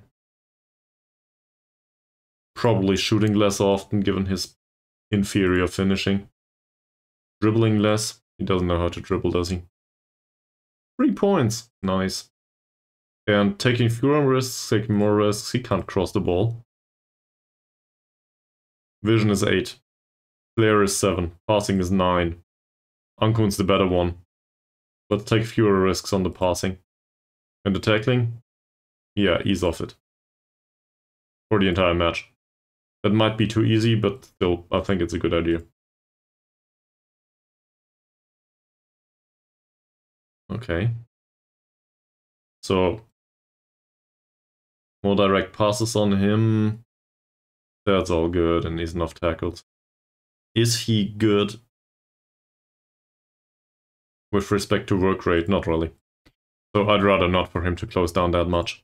Okay, that was a lot of personal instructions now. But, so the gist is I want to increase turnover in central areas of the pitch. Because, well, let's assume one of these two loses the ball, or one of the wingers that is forced on the inside. If there's a turnover in the central area, chances are we will have some sort of chance of a counter-attack. Either going wide or going straight through the middle. If we have turnover on the wing, chances are they will be somewhat structured. So that does make sense to me. At least in my head, you know, I have no idea about football. So, why would anyone listen to me anyway? Okay, Diego's troubled. He's nervous about his battle. With whom? With Montnor Azman Abdul Aziz. Cool. I can't really do anything about that, can I? Dressing room. So, this is an away match. It's against an opponent that is way stronger than we are. And we owe them. So we will definitely go for revenge. But I will try to ease the pressure here. Do we go relax? Probably not. Somebody was nervous. Harsh thing. That doesn't matter. So I will cautiously encourage them again. Feels appropriate. We will have a 30-second break and then we will go to the match.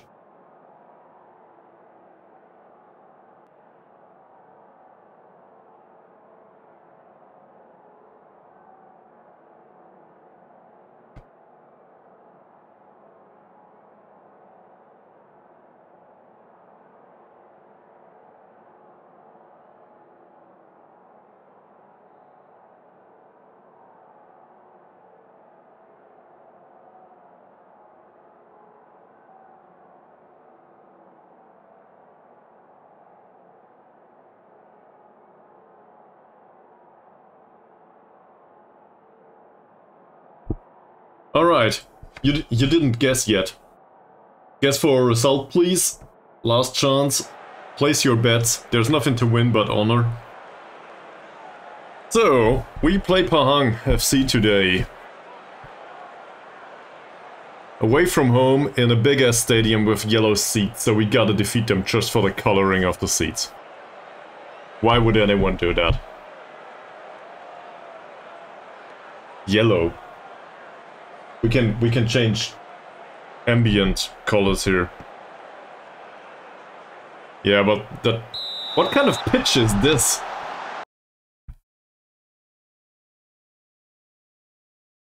That is very wide.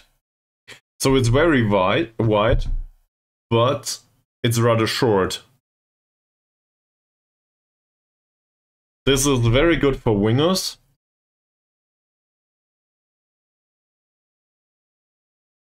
Well, apparently it is. So, if it's a wide and short pitch,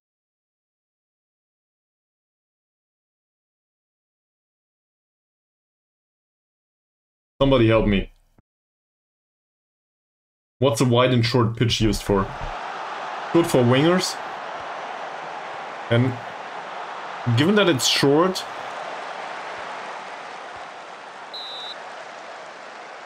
what's a good style of football here? Oh, we should encourage them. Just because it's the start of the match. Diego's pass was horrible. Why would you do that? Yeah, but how do you exploit that? With very good crossing you exploit that. Because, you know, if there's a winger out here, but right behind your message, if he has really good crossing, he will probably still find someone in the middle of the pitch. If the players have really bad crossing, they might prefer to be closer to their targets, right? So the players have good crossing on a wide pitch, they can exploit the space and then still hit their target in the middle of the pitch. At least that makes sense in my head, I don't know. I'm happy to stand corrected there. It's weird, it's so far away. Ankun, good pass. Baru will lose the ball. Elbow check still. There's a shot. So, it seems like we do have some counter-attacking opportunities though here.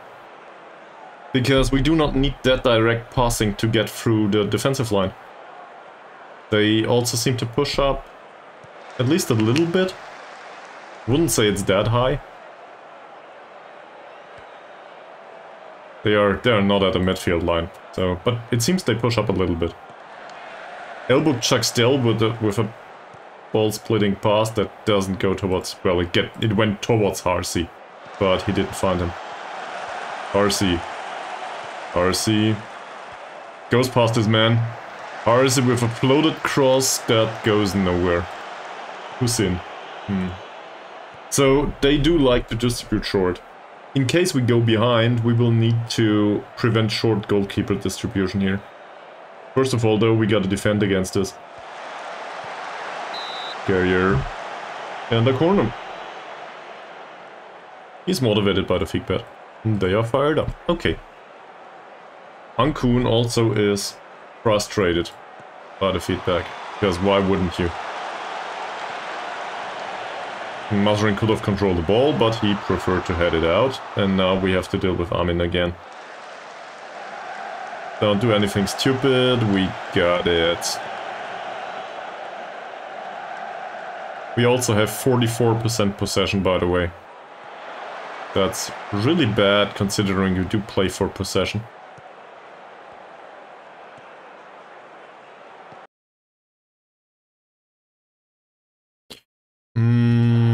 I think in general it's good. The old Freiburg pitch. Was it like this in Freiburg? RC and we get a corner. So didgeridoo, I'm not sure. I generally interpreted it as a positive. But say your whole squad is on yellow cards. Maybe it's dangerous.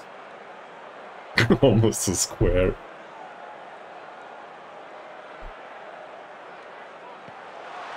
So I can certainly see where you're going with this, but I'm not sure how it works in Football Manager. And I think it's open for interpretation. If you can accept me phrasing that way. Zakaria. We should give Zakaria the opportunity to play more direct passes. We can't. Why? But so Zakaria has good passing, good vision, and his flair is rubbish. So no more risks. Yeah, but that makes sense, right? Yeah, basically the mini game is give them appropriate feedback. So at least that's what I think. Like, what was it, Meest or Chernobyl? One of you two provided a tutorial, I think. No, it wasn't either of you. It was somebody else, I think. That provided a video tutorial about it. And... Yes! Yes! We will take a penalty, sure! Who will take it? Elbow check still. With routine. First goal of the season for Elborg. Sorry, man. Also, welcome to the stream. This is your first time, chat. What brings you here? Or, in case you want to lurk along, feel free to lurk along. I'm really happy with this.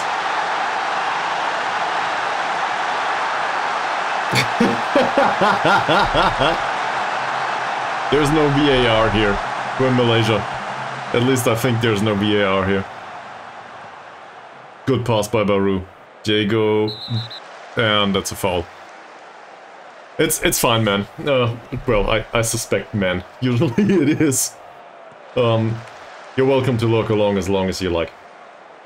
Usual dates for... so I guess, given that you seem to be new here, usual dates for the stream are Monday and Friday at 6 PM German time. Whatever that is at your place. And there's a Discord and a YouTube channel for this.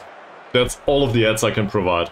Otherwise, yeah, I have no idea about Football Manager, and we're in Malaysia, as you probably figured out by now. And we are broke. Very broke. Ankun, though, is one to play a good pass sometimes. In this case, though, he went with a dribble. We explicitly told him not to dribble. What did he do? He dribbled and then he passed the ball back. Why? That could have been a great counter-attack.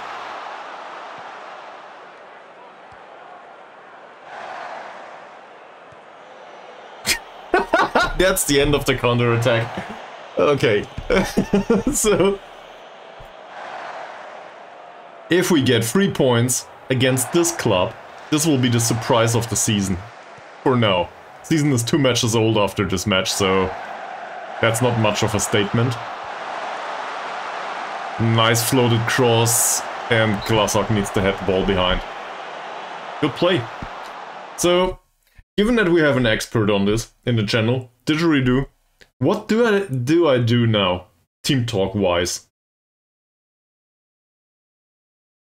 We have a corner, we are 1 goal up. If we praise them, it's probably overdoing it. If we encourage them, it's probably, you know, what would they be encouraged for? If we demand more, they will feel the pressure. So, I don't touch it.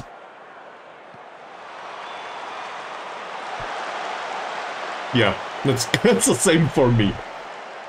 In case anyone figures that out at some point, I really want to know. I guess it largely depends on player personality too. Good ball by Zakaria. Elbow chuck still, nice ball control, and then he doesn't get into some sort of pace.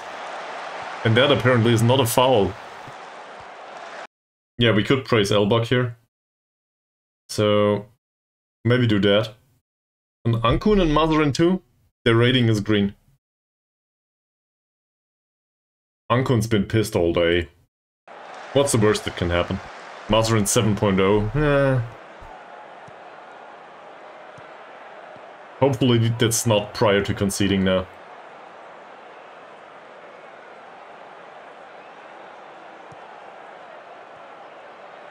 They do have a lot of space here, and it shows. Carrier, oh no. Well, that's a useless finish. Alright, we got lucky. It's the first finish of the match, by the way. 0.01 expected goals for some reason. Not sure how we got there.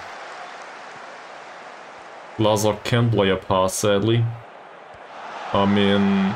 close him down, close him down, close him down. He doesn't. Ahmed's cross. Yeah. That's really dangerous. And we got so lucky here, for now.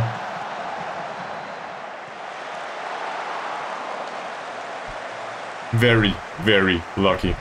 By the way, a reaction was positive on both. So I guess once it turns green, praise is the way to go. For now. Well done, Harsey. Gets the ball. What the hell? I don't know. Elbok Chastel is not slow, but he's not that fast by any stretch of the imagination. So I expected a barrage, actually, of shots and losing this by 4 goals. So from that perspective, I'm very happy with the result so far.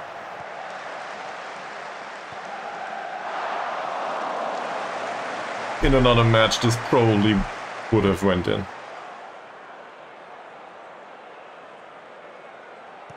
Free kick by Elbakchak still. It's blocked by the wall. We get a corner. Can we get a second goal? Our central defenders are not taller than theirs though. This Glasok person seems to be, I don't know, he's a giant. 16 points of jumping reach. In this league... Ooh, so close! So close.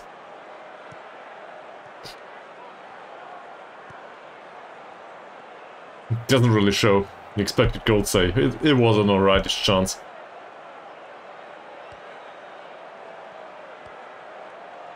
Terengganu are doing their job against armed forces. Armed forces are... This is the second time they are in this league, as far as I'm aware. At least in this save. So we expect them to get less than 7 points this season, or 7 points. At least according to the last time they were in this league. RC missed a few opportunities for a good pass. That's a great pass. Ankun. Diego's up front. Diego knocks it back to Mazrin. Nice cross. And that goes over. They're called armed forces, yes. It's an armies club. There's also PDRM, that's a police club. And then there's, I don't know. Sarawak United FC is a... I'm not sure what this club is derived from actually. Other than some weird business practices. So, can we be happy with this? I do not like the fact that they had some chances. Yeah, I guess. Half of Borneo. But not really, because there's a bigger club in Sarawak. It's called Kuching, just like the city we are in. It's also within our league. Ever since we got promoted. So I guess we have a local rival in the league. And also a historic rival, Sabah. They are basically all the way to the east on Borneo. And in case you're wondering, yes, I googled all of that and I have no idea. I've never been to Malaysia. Or, I don't know, anywhere in the Pacific really. So are we happy with this? Yes, we are happy with this. I expected way less. We've created loads, is probably overdoing it though. Very much, yes. Very much. True. That's it. I liberated it. It was under, well, under nationalist Chinese flag at this point. And I liberated it from the occupiers, which were the British. So, I'm not really... I can't remember the words. It doesn't weigh heavily on my conscience right now. I don't feel bad about it. Thanks. Yeah, I think I did something good there. Liberating them from the British. Also, Ankun's first goal of the season, and what a long shot. Apparently we just need to talk about Hearts of Iron all the time. So now we can praise the whole team. This is way better than expected. What a match.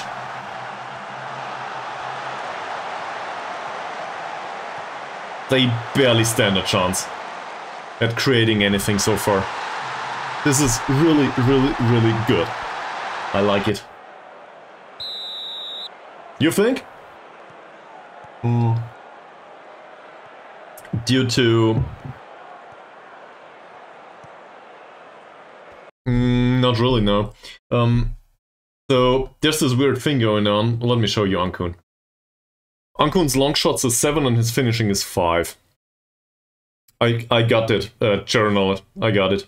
I think maybe 5 minutes more. But I get the idea. He has decent composure, maybe, yes. But his decision making is crap too. He doesn't have any flair. But I think there's a thing going on in Football Manager, and I want to take at least 15 seconds to elaborate on that here, despite being in the middle of a match. I think shoot less often does not necessarily say that they will score less. In fact, I think the instruction in Football Manager says, and I think it's on for him, by the way, yeah, shoot less often is on for him. They do retain possession more, remain patient, and are more opportune with the choice of the moment. So this doesn't say don't shoot. It says only shoot if it's entirely appropriate and you're quite sure. That's very much a difference. So it might even be appropriate on a striker, shooting less often. Obviously, sometimes you want them to shoot. But we had, with Jeder Hockdarts IK in FM23, don't let him shoot. Well played by Ankun. We had a player that was a box-to-box midfielder too, and we told him not to shoot, and he knocked off 5 or 6 long shots a match. And for some reason he scored. So they just time it well. It's basically the general argument. So giving players the instruction to do stuff in a more considerate manner is a very good approach, in my experience. In particular if you're faced with playing material that's shitty. Just tell them not to do things, and to think about it some more. Sure, they might lose the ball sometimes, but on the other hand, at least they will not knock off 20 shots away from goal. Way past goal is what I'm going for. Sorry. Ankun. Will he have another one? No, Badrul Hisham. He stumbles over the ball. Ooh, nice short passing. Baru. And nothing. That was Dago's opportunity for a early recovery of the ball, but it didn't happen. So, minute 56. Do we want to stop off Diego at this point? Jornalot has a point with the recent injury. I mean, well done, Mazran.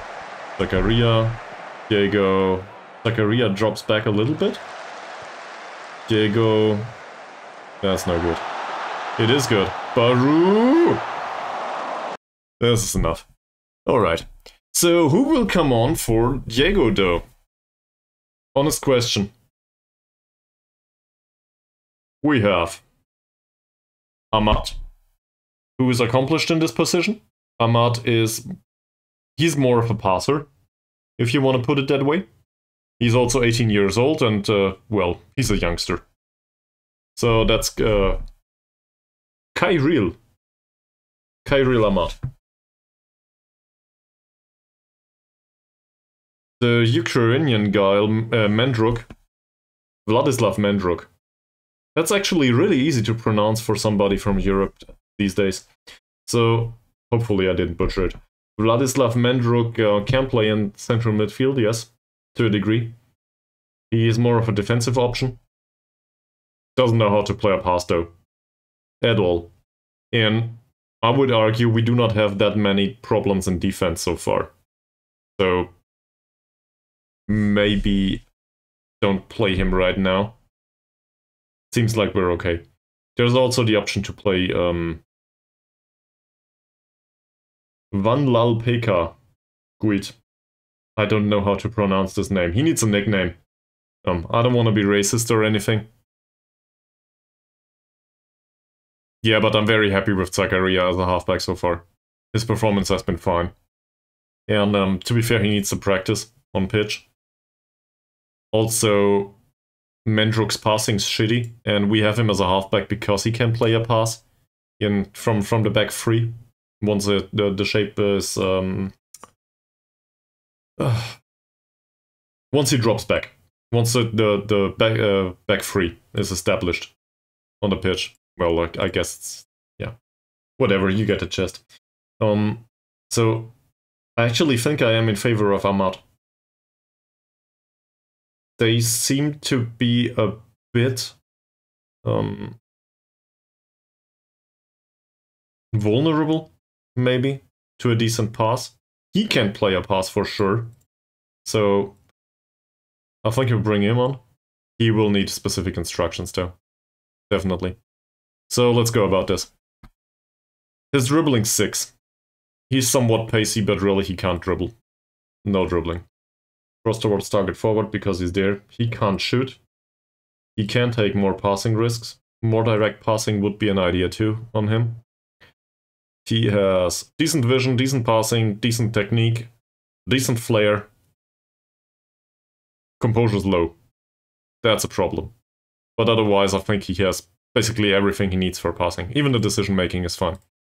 So I'm okay with that. Crossing less often, I think he can't do it. Yeah, and easy enough tackles too. Same here.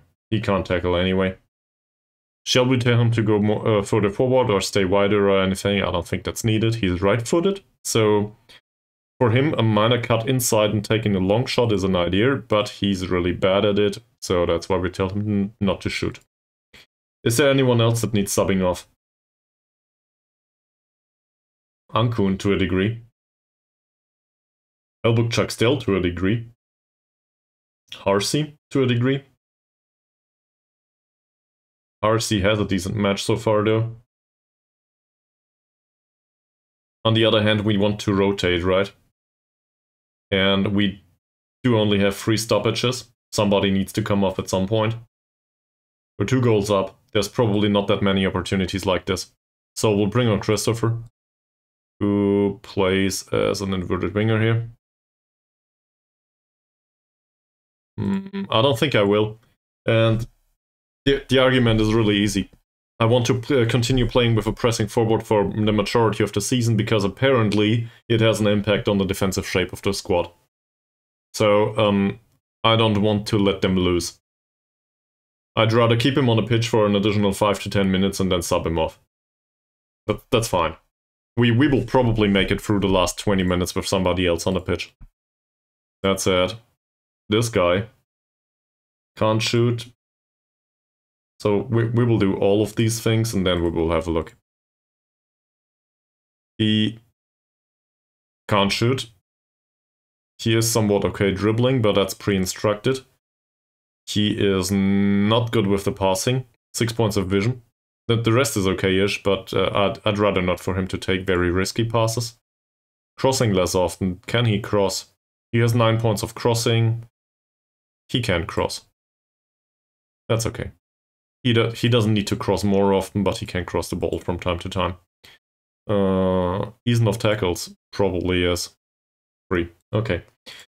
So I hope that makes sense, journal it. The stuff with the defensive forward. I think this is a vital function for him right now.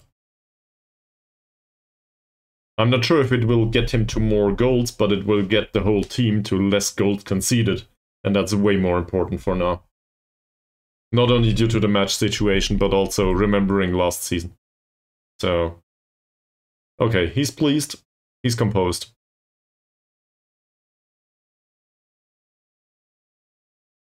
I think I'll encourage them. Pressure's probably off at this point. Yeah. At least a little bit. They come on. We weaken the squad slightly, given Diego is no longer on the pitch.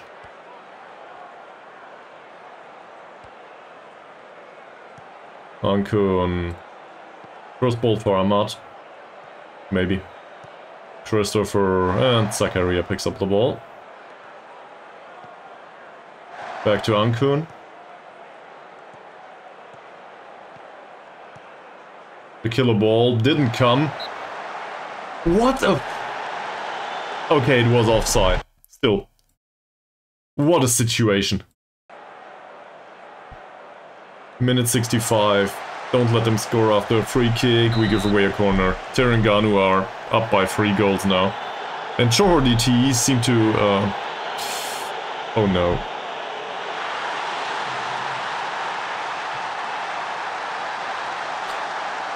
It's 1 goal.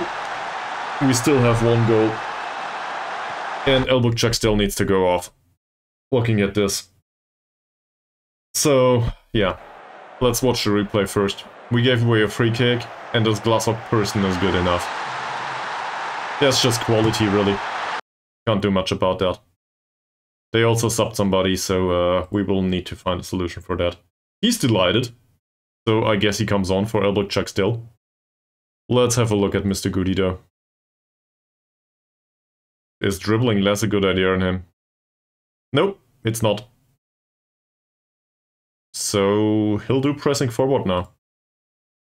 For the last 24 minutes. Anyone else? I guess we will save the last two. What's with the opposition? Kiwaf Min U. Myanmar. Dribbling slow, bravery slow.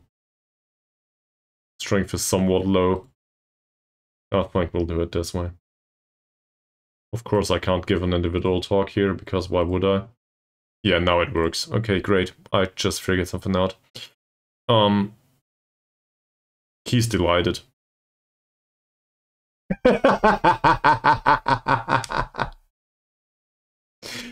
For anyone new to the stream, Mies was not exactly a proponent of signing this person.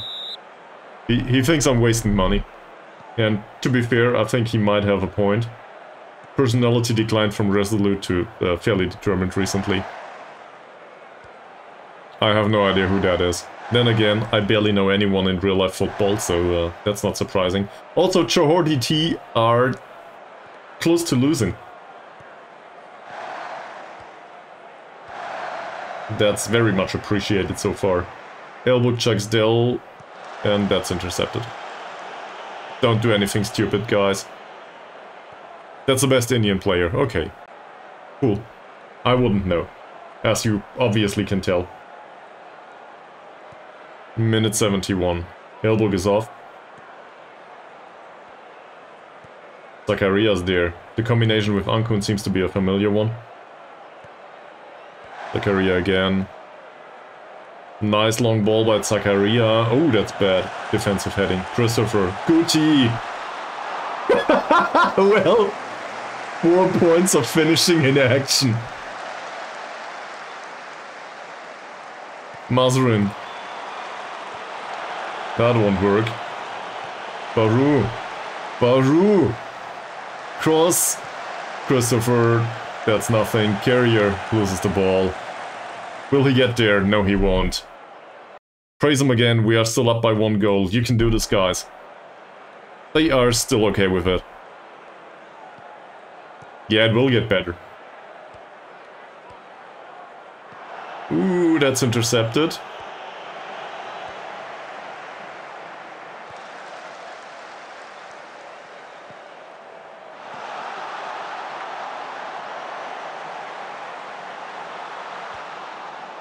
Is it just me, or did they push up even further? Shall we remain with the balanced strategy, or shall we go defensive? That's no good. Badrul Hisham, and it's a corner. Minute 75. Can we hold? According to expected goals, we are very much on the deserving end to win this. If not for the goalkeeper though, that was a good header. And to be fair, this Glassok, like, what's his name? His first name? Michael. Michael Glassok basically single-handedly turned this game around. Well, or he is very close to doing it.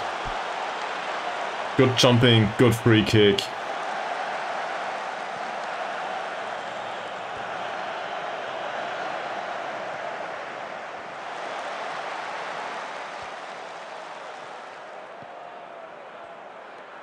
Klasok again, what a long ball. Mazarin doesn't get there.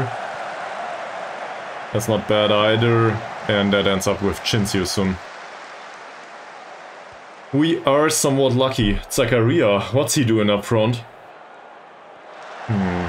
Ooh. Wait. Still going. That was close. 10 minutes. Can we make it? Ankun's exhausted now. So, I guess McManamy will make an appearance after all. Maybe somebody else. Maybe we will sub somebody in defense. Mazarin. Carrier with a foul. Okay. So, who needs to come on? McManamy, we said, for Ankun. Ankun had a good game. That's it. And we will bring on Javelchek or Fakrula, our carrier. Or somebody else.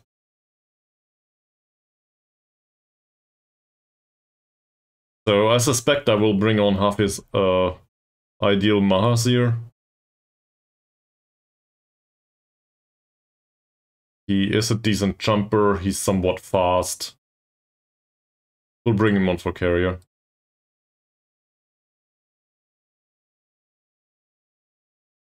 Yes, it's a last sub. And I do not want Ankun on the pitch anymore. You probably remember Ankun is somewhat prone to injury. So I think it's needed. At least in my head it is. Not sure if you agree.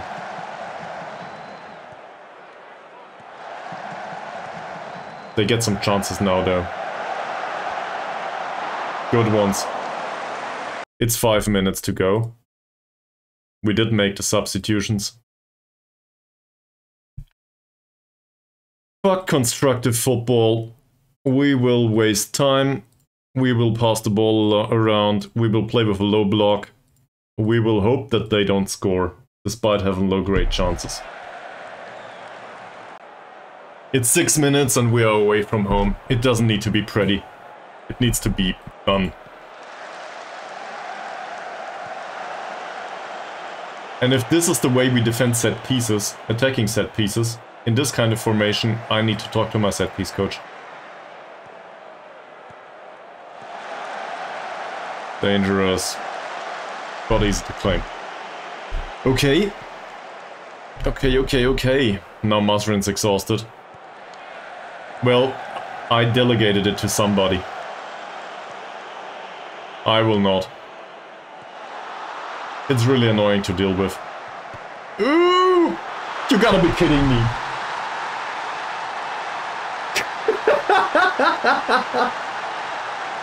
This is the worst way. Ouch. What the hell? So... he hits the post, goalkeeper looks like shit, and Sherman just taps it into the empty goal. I'm not even sure who's to blame there. I guess Masrin. Maybe. Because he didn't avoid it.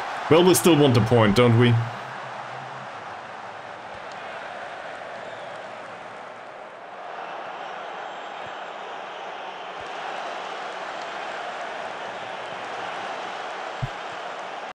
We'll encourage them again. But I will not go for the attack here. Everybody's more or less exhausted, they are devastated. Let's just keep the ball. If something happens, it happens, but in general I think we'll take the draw. It's still away from home. Obviously we need to win at some point, but if it is not to be today, then, well, then that just happened. We could also take another penalty if they give us one. Baru, that will end up with the keeper.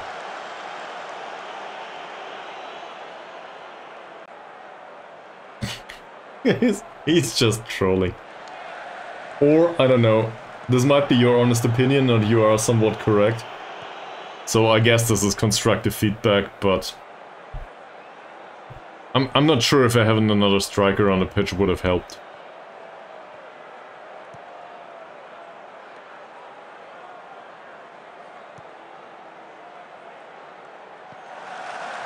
Osman, please don't let him cross. That's even worse. Well intercepted by Christopher. 1.5 minutes to go. Good play. Well, good interception by McManamy.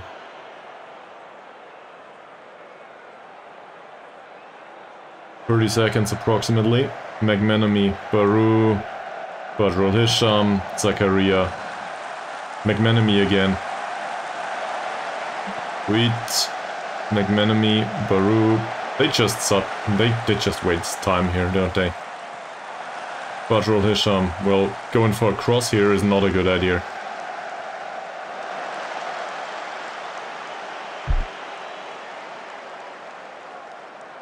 We had more chances. We had, well, I guess from open play it is appropriate.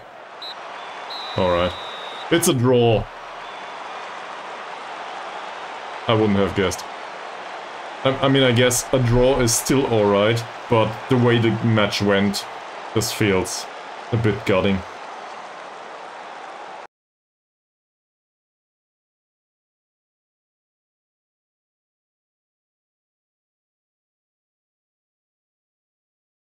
Most of them are somewhat happy with their performances though, so...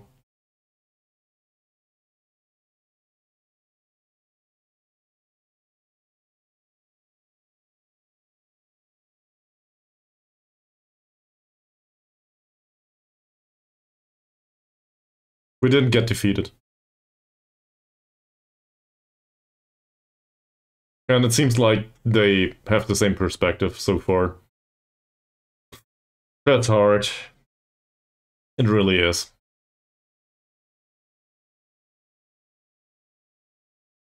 Okay.